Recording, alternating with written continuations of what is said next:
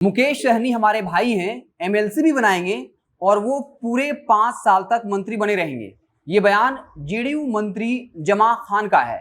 मुकेश सहनी ने भी जो है प्रेस कॉन्फ्रेंस के दौरान कल कहा था कि हमको भी राजनीति करना आता है, हम मंत्री पद से इस्तीफा नहीं देंगे। ये पूरा विशेषाधिकार सीएम नीतीश जी के पास है और अब सीएम नीतीश के काफी करीबी जमा खान जो जेडीयू कोटे से मंत्री हैं, उन्होंने साफ कर दिया है कि मुकेश सहनी जी हमारे भाई हैं, हम उनको एमएलसी भी बनाएंगे और वो पूरे 5 साल तक यानी अगले विधानसभा चुनाव तक मंत्री के पद पर बने रहेंगे। अब उस समीकरण को समझने की कोशिश करते हैं कि आखिर किस आधार पर मुकेश सहनी जो है वो पूरे 5 साल तक मंत्री बने रहेंगे, क्योंकि 21 जुलाई को मुकेश सहनी जी का कार्यकाल खत्म हो रहा है। बता दें कि 21 जुलाई को 7 एमएलसी का कार्यकाल खत्म हो रहा है और इस वक्त जो विधानसभा में कुल विधायकों की संख्या है उसके हिसाब से अगर हम देखें तो बीजेपी के पास 77 विधायक हैं, जेडीयू के पास 45, हम पार्टी के पास 4, इसके अलावा एक निर्दलीय है।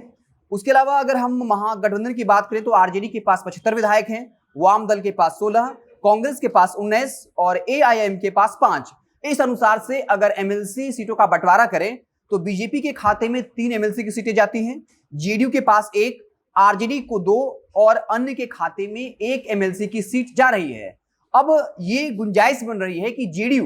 मंत्री अगर ये दावा कर रहे हैं कि मुकेश सहनी जी जो है उनको हम एमएलसी भी बनाएंगे और पूरे कार्यकाल तक यानी अगले विधानसभा चुनाव तक वो मंत्री बने रहेंगे, तो इस बात की संभावना है कि जेडीयू का जो एक कोटा एमएलसी का है वो मुकेश सहनी को बना दें। हालांकि क्या जेडीयू ऐसा करेगी? अगर ऐसा करती है तो बीजेपी का कोप भाजन बनना पड़ेगा, यानी बीजेपी तो कभी नहीं चाहेगी कि मुकेश सहनी को जेडीयू जो है वो अपने कोटे से एमएलसी बनाए ताकि वो मंत्री बने रहेंगे, क्योंकि लगातार बीजेपी के कई विधायकों ने कहा है कि नैतिकता के आधार पर सहनी जी को मंत्री पद से इस्तीफा दे देना चाहिए। उन्होंने जो कुछ भी पाप किया है उसका प्रायश्चित जो है वो मुकेश सहनी को करना चाहिए। हालांकि मुकेश सहनी ने कहा था कि बीजेपी को नैतिकता पर बात करने का कोई अधिकार है ही नहीं, हमने कोई गलत काम नहीं किया है। जेडीयू ने भी यूपी में अब बीजेपी से अलग होकर चुनाव लड़ा, लेकिन बीजेपी जेडीयू को कुछ नहीं बोल रही है और ये भी कहा था कि हमको राजनीति करना आता है। हालांकि राजनीति में क्या कुछ होगा इस बात का अंदाजा लगाना बड़ा मुश्किल होता है। अब किस आधार पर जेडीयू के मंत्री जमा खान ये कह रहे हैं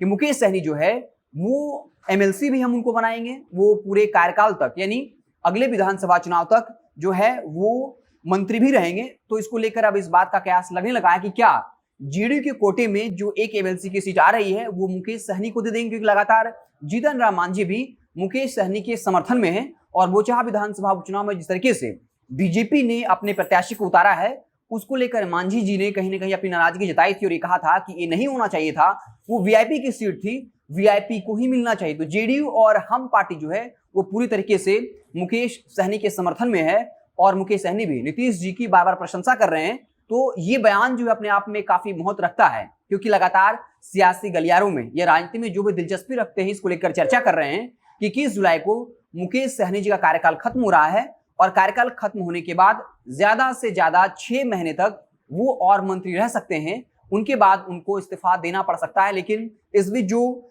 जमा खान का बयान है जहां साफ तौर पर कह रहे हैं कि मुकेश सहनी जी हमारे भाई हैं, उनको हम एमएलसी भी बनाएंगे और वो पूरे अपने कार्यकाल के दौरान मंत्री बने रहेंगे। हालांकि क्या कुछ होगा ये देखने वाली बात होगी। हमारी नजर बनी रहेगी। आप देखते रहें जनता जंक्शन। बहुत बहुत धन्यवाद।